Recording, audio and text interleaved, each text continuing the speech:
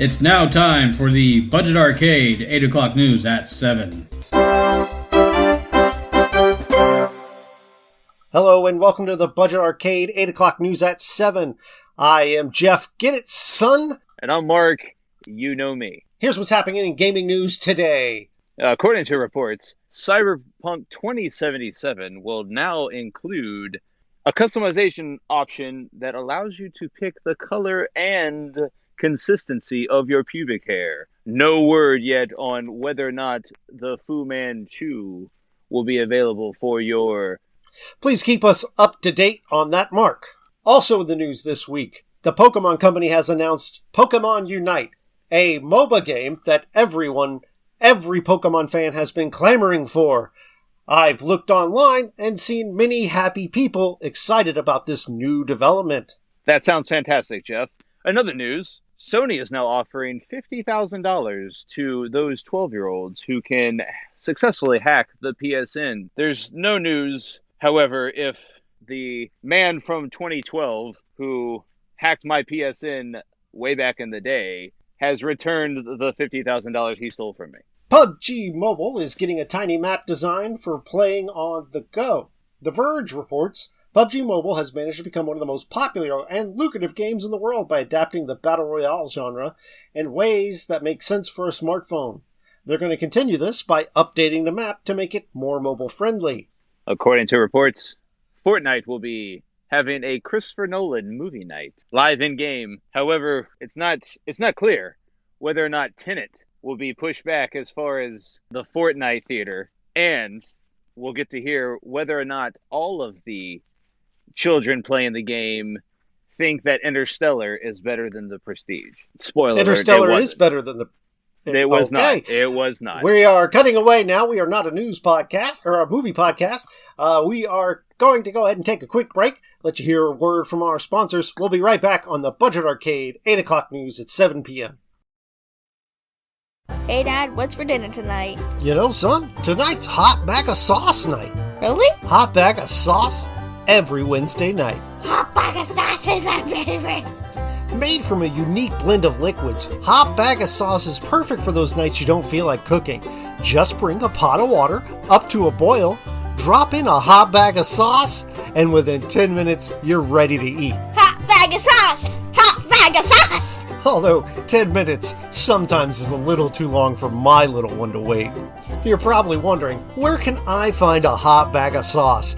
Because you haven't seen it in your local grocery store. Well, all you have to do is head down to my friend Freshly Shaven Leon and ask him for the special. He'll take you around back where he keeps the hot bags of sauce. You pay him the appropriate amount, not necessarily in dollars, and he'll hand you over the best hot bag of sauce you've ever seen in your life. He's also offering listeners of Budget Arcade a promo code. Just make sure you say the words, "I am not a police officer," and that's how you ensure you get the best price possible. That's Freshly Shaved Leon, down behind the grocery store. And be sure to tell him Budget Arcade sent you.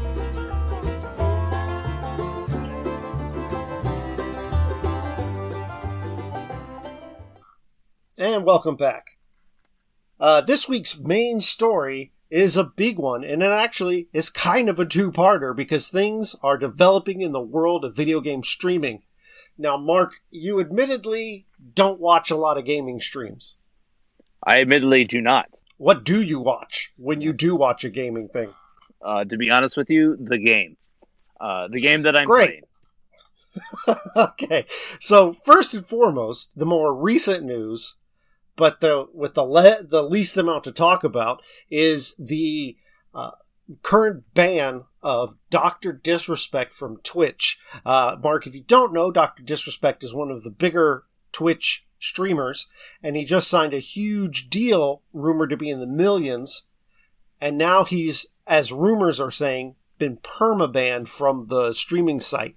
There is no news yet as to why. There's been plenty of speculation, but I just wanted to bring that up. But our main topic today is the current state of streaming because of the announced closure of Mixer, Microsoft's streaming platform that I made a joke about last episode of Budget Arcade News. That was Whew, right You're- on time, apparently. You're Nostradamus. Apparently, because I said that they've spent money on a Fortnite tournament that will gain them no additional viewers, and boy, I couldn't have been more right. Microsoft has shut down the Mixer streaming platform, and they are trying to drive as many of their current partners and streamers over to Facebook Gaming, a lot of which are refusing to do so because of concerns over Facebook's privacy policies. Mark, I have a feeling it's going to be a one-sided conversation, but I have a lot to say. Well, so, admittedly, again, you may be correct. Nostradamus strikes again. So here's my question for this, and because I am not the streaming novice gamer here, I don't really know the difference in the platform. So, like, I know Twitch, I know YouTube, I know, I knew of Mixer. However, I haven't delved into anything Facebook gaming, and so Right. where does Facebook gaming? What does it do? What is it for?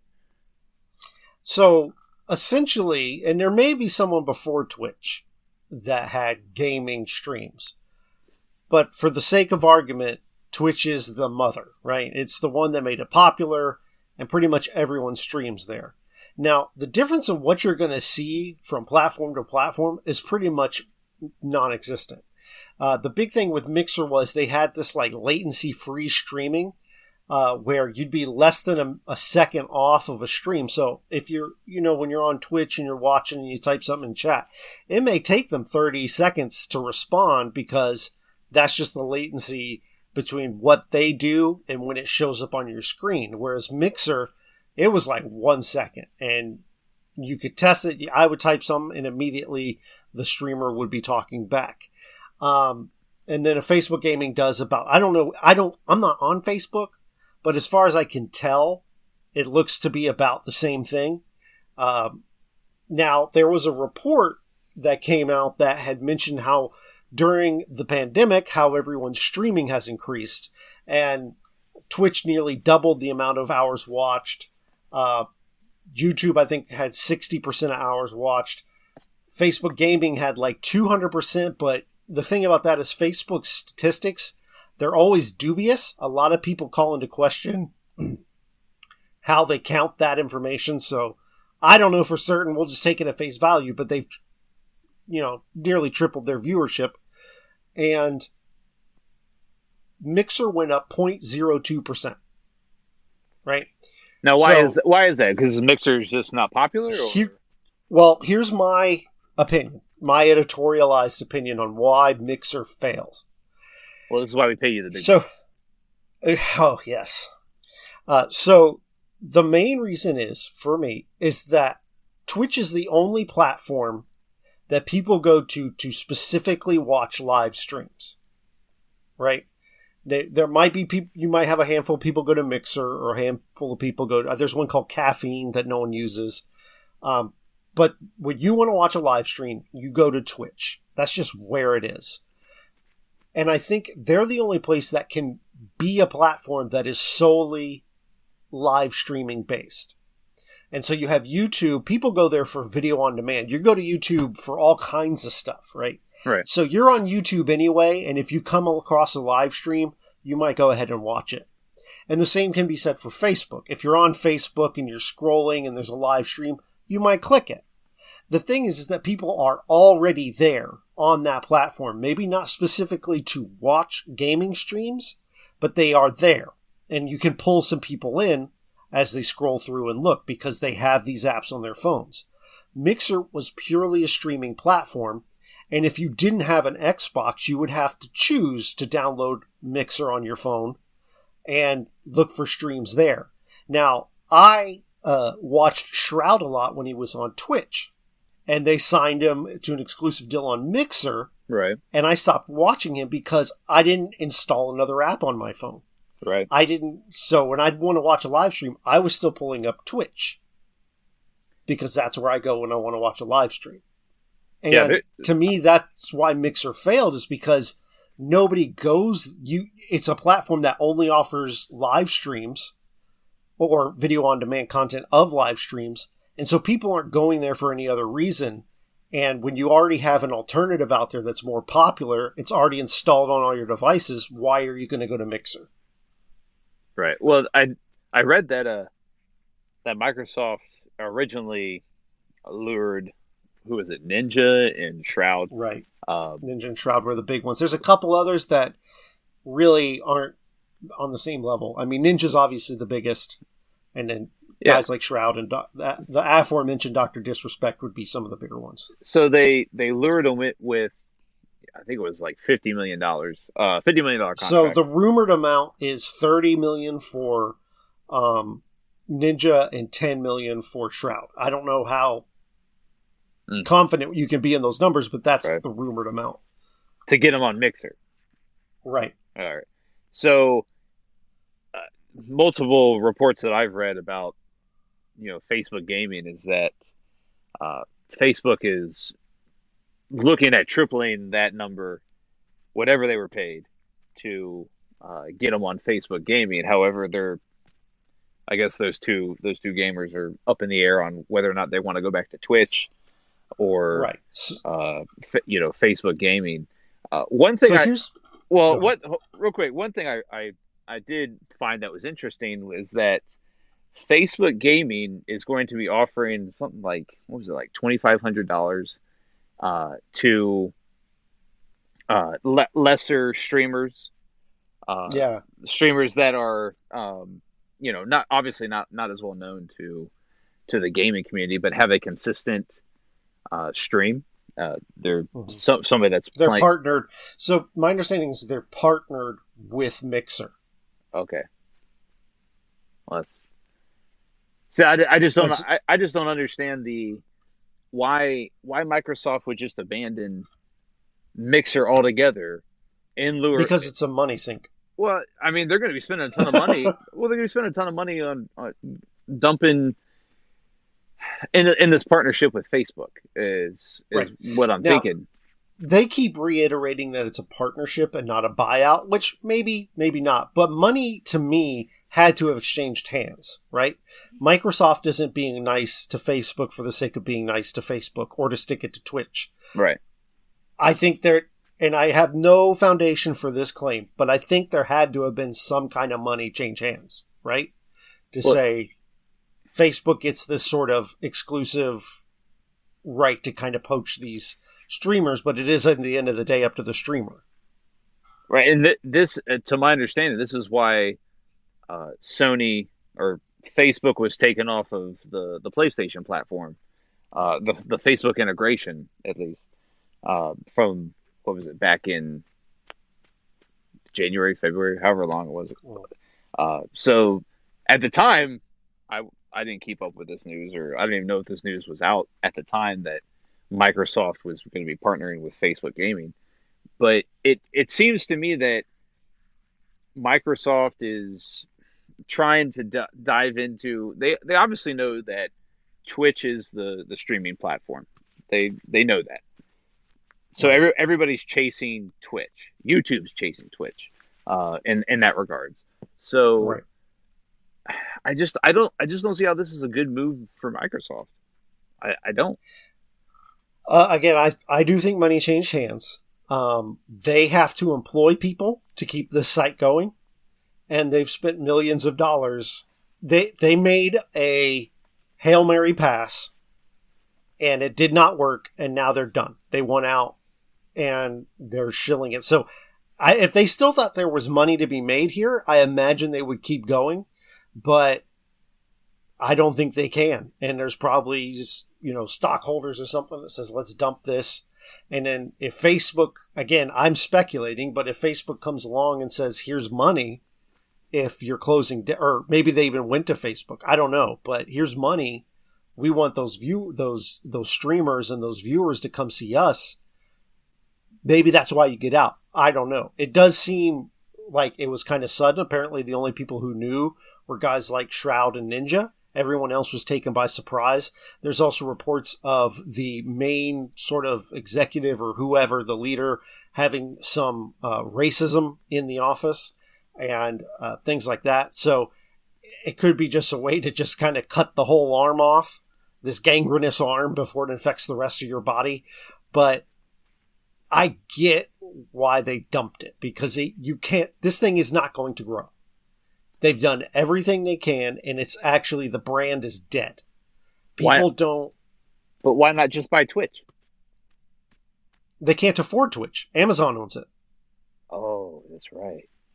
Yeah, Amazon already spent several $1 billion, right? Uh-huh. So these are juggernaut companies. This isn't like, I imagine they probably would have, but Amazon bought them and they have no interest in selling, right? They got what they want. They have the premier live streaming service under their umbrella.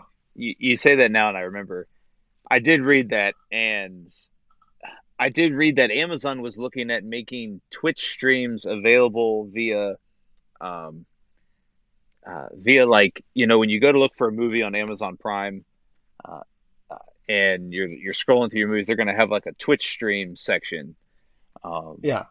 And I thought that was pretty cool. That's It could be interesting. There's a lot they can still do with it. I don't think they've tapped into it fully, but you've seen things like the Twitch Prime mixing in. I remember when they first launched Twitch Prime and you got ad-free Twitch, which was amazing, and then they took it away. But they're kind of doing some cool stuff there.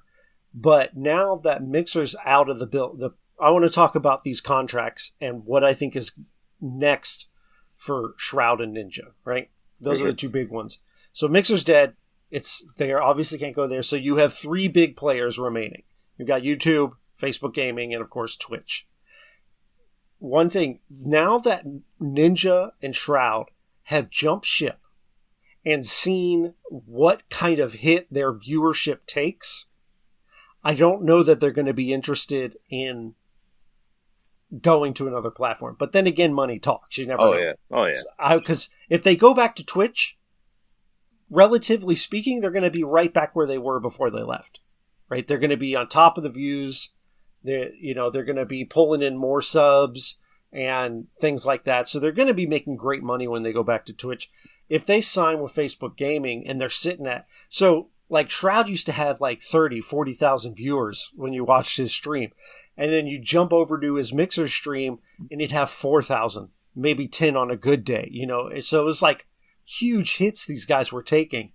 And it had to be affecting their wallets. But fortunately, they got all their money up front, right? They got a big chunk of change. Right. And those slow residuals weren't there. So I wonder if they're weighing, hey, Twitch is obviously the place to be. We're kings on Twitch. If you open up Twitch, they're usually one of the top 10 streams. They're in front of your face. You're going to click them, right? The only reason I see them go to Facebook is if they get huge money. But now I want to say, if I'm Twitch and I'm looking at the landscape and I've seen that Ninja got paid $30K or $30 million, right? Shroud got paid $10 million and it didn't bump the numbers significantly. And you've got millions of dollars in Dr. Disrespect, who has now been rumored to be possibly permabanned. I don't know how much money I'm going to throw at these streamers because I don't think it's worth it. I think that, and Twitch would have the numbers. I wouldn't know. But I don't think Twitch, when they left, was like, oh no, look at this hidden viewers we took. I think they just kept rolling. Now, granted, they gave Dr. Disrespect money to keep him, but I question how much that really matters. Because in the world of streaming, there's always someone ready to take that spot. Right. No, because there's thousands and thousands and thousands of them. Yeah, but it also has to do with, I think, the personality behind the streamer. I personally am not. I'm not a stream watcher, so I don't know Ninja and Shroud and what their characteristics are when they play the game. How do they keep people watching their streams? I can say for Shroud, because I like watching. Shroud is an extremely skilled first-person shooter player. Right. His skill level is through the roof, and if you want to watch someone who's highly skilled, that's who you're going to watch. I think Ninja was more right place, right time with his Fortnite streams that got him where he's at. But he's never appealed to me personally, but so it's hard for me to say, but I know Shroud is a guy you're going to watch because you want to see high caliber play. But I think the Mixer experiment has proven people will not follow you in the streaming world. So how does Facebook get viewers? I think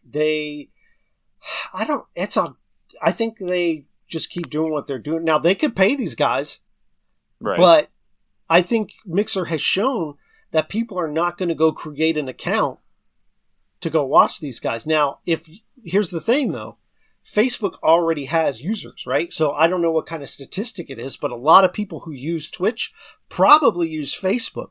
So I think if they do sign someone like Ninja or Shroud, they can convert those numbers a lot more easily than Mixer can because they're already on these people's phones, right?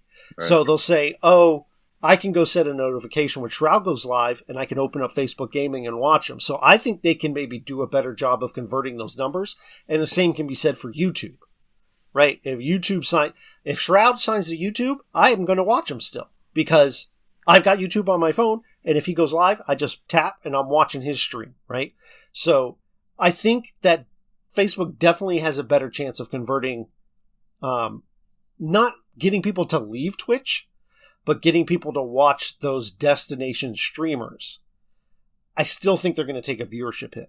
I think one way that Facebook probably brings in viewers is they probably just do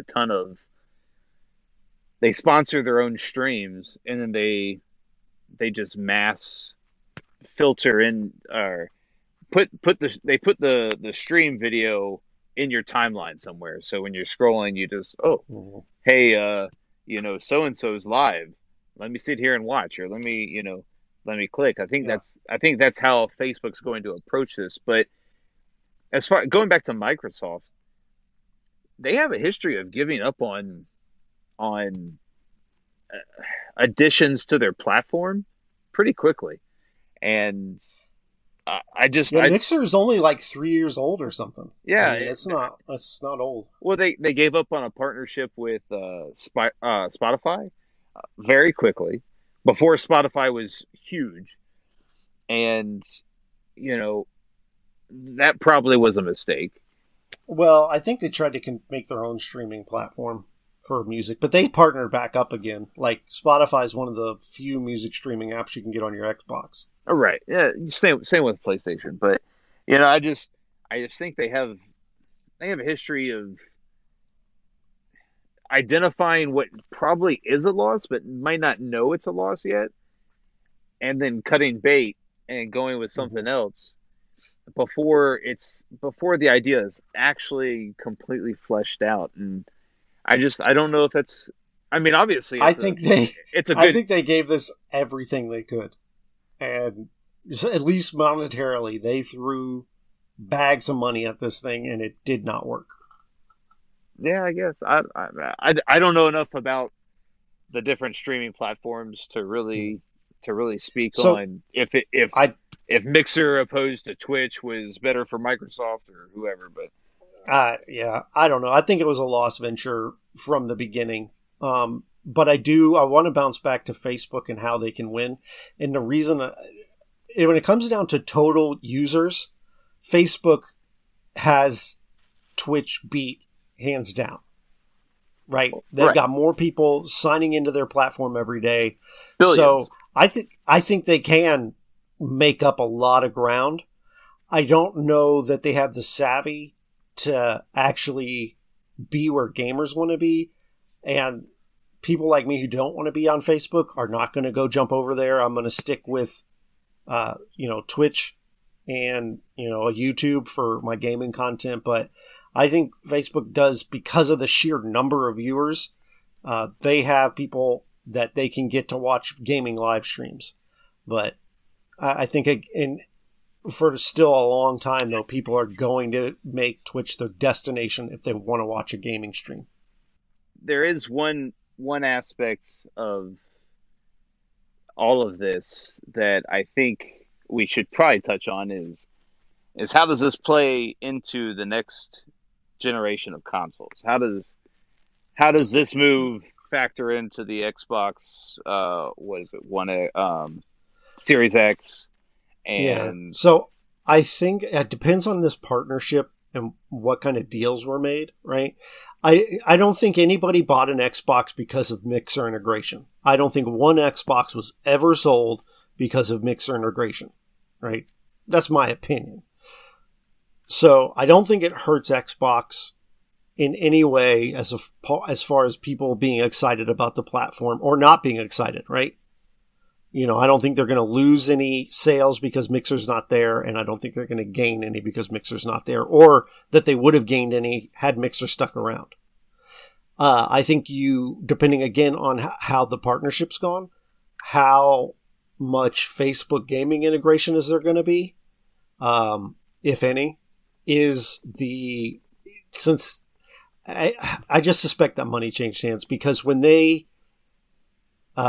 Xbox shuttered their music streaming platform, they said, hey, here's Spotify, go to them, and they helped them migrate all their playlists over.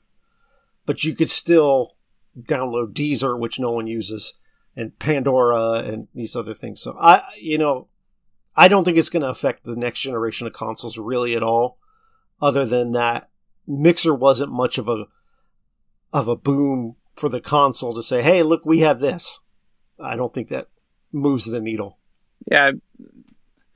yeah, I'm indifferent. I don't know if Microsoft. I don't know if they did everything they could have, based on reading how Mixer was built, who they had platforming with Mixer. I just don't know if they really gave it their best effort. I don't know. I think they threw plenty of money at it. I think it was, if we break it down and just say from a technical side, what was the better platform? I think Mixer actually had a really great platform. The website was clean looking. It had that latency free stream. It had some cool ideas with that actually Twitch is kind of not borrowed, but lifted from Mixer, like getting these little points you get for watching. And, they kind of innovated on things a little bit, trying to get viewers. And so I think there'll be a lasting mark left behind that, features that Twitch has adopted and YouTube might adopt and things like that. But I think they did what they could. And I think it just really came down to how do you get people interested in a new platform when they've already got one that works perfectly fine? And you can look, I'd almost compare it to Quibi. It's like, here's this new streaming app you need. No, we don't. You want me to install a brand new app? No, thanks. And that's, I think, what it comes down to. How are you going to get people to actually go in, put an app on their phone, create an account, sign into it, and start using it for something that they've already got an app that does it better than Mixer does, at least in the sense of having streamers. Speaking of Quibi, you saw that, I don't know if you saw it, but they apparently are so in debt, head over. Basically, their launch was a disaster. And yes. But they're now dumping money into making a movie and signing a bunch of A-list actors. Go ahead. To get out of their debt hole. That doesn't make any sense to me. Nobody's watching your platform. This is what Mixer just tried, right? This is what Mixer just tried and blew. Yeah. Right? They said streamers are what make people go to websites to watch streams. And partially that's true, but most people, they don't go to a website for one streamer, right? Right. And I was asking Jason from Film Soliloquy, my podcasting partner, and I was like, who's your favorite streamer? And he named him. I said, and if he went to Mixer, would you follow him? And he's like, nah, because really, there's 1,000 people streaming. And on Mixer, I could look for a game I wanted to watch in particular, and there'd be no one streaming it. But it just seems like anytime I want to watch a specific game, there's someone streaming it on Twitch. And again, I just think it came down to they had nothing that was driving people to Mixer beforehand, whereas Facebook and YouTube do, and so they're in a much better position to move forward and try to win some of these streaming viewers. But competition is good, so I think Facebook gaming will ultimately have a good effect on streaming. But if their plan is to just sign big name streamers, I think that Mixer has shown that that won't necessarily work. But if they use and leverage the people they've already got on their website and try to get streaming in front of them, then I think it can build something to compete in a strong way. Yeah. I mean, we'll see. It's like, I don't even know when does Facebook Gaming start their partnership. I don't even know when that happens. It's July. It's already started, but I think I forgot when Mixer is like officially closed, but it's pretty soon. Like it's not going to be long. So. Is it before or after their Fortnite thing? I imagine that tournament has been maybe moved over to Facebook Gaming at best. So why don't you let us know what you think about the Mixer closure and what is going to happen to these streamers. You can follow us on Twitter and Instagram at Budget Arcade. You can go to our website, www.budgetarcade.com, and you can also give us an email to show@budgetarcade.com. Thank you for listening. Have a great day. What kind of fancy song are you going to put at the end of this one? Yeah. Oh, yeah. Yeah. Who's the podcast? With your games for free. What's the podcast? Where you get your game for free. What's the podcast? What's the podcast?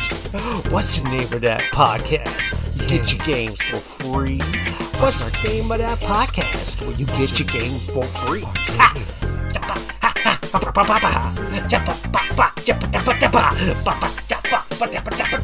What's the name of that podcast? It's Budget Arcade! Budget Arcade! Budget Arcade! Budget Arcade! Budget Arcade! Budget Arcade! The name of that podcast!